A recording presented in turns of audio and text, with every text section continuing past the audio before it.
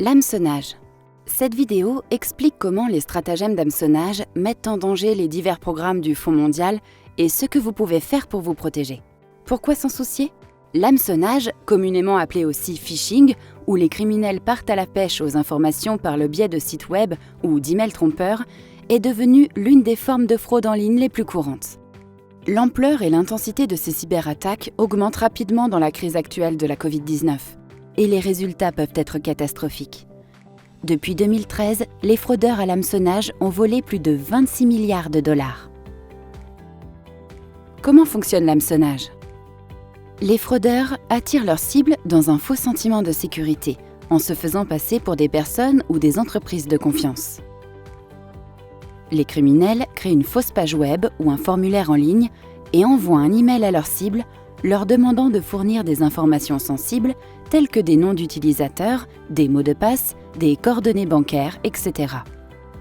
Souvent, cliquer sur des liens dans les emails de phishing résulte en l'infection de l'ordinateur de la victime par un virus, permettant aux fraudeurs d'accéder aux fichiers informatiques et à d'autres informations utiles.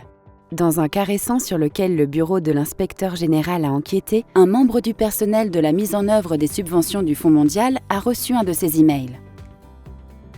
Après avoir cliqué sur le lien, l'ordinateur de l'utilisateur a été infecté, permettant aux criminels d'accéder au compte de messagerie et de surveiller tous les messages échangés avec les fournisseurs du Fonds mondial. Se faisant passer pour l'un des fournisseurs, les criminels ont demandé à la victime d'effectuer un paiement pour l'achat d'équipements de diagnostic sensiblement coûteux sur un nouveau compte bancaire. Résultat, l'argent a été transféré sur le compte des criminels. Les indicateurs à surveiller. Email vous demandant de cliquer sur des liens ou d'ouvrir des pièces jointes. Liens menant vers des sites inconnus. Demande d'informations personnelles. L'expéditeur ne s'adresse pas par votre nom. Une mauvaise orthographe et grammaire dans les messages échangés, un site web ou un email qui ne semble pas tout à fait correct. Que faire pour se protéger? En suivant ces quelques conseils, vous pouvez vous protéger contre ces attaques. Assurez-vous que votre navigateur web est à jour. Soyez prudent avec tout email vous demandant des informations personnelles, d'ouvrir des pièces jointes ou de cliquer sur des liens.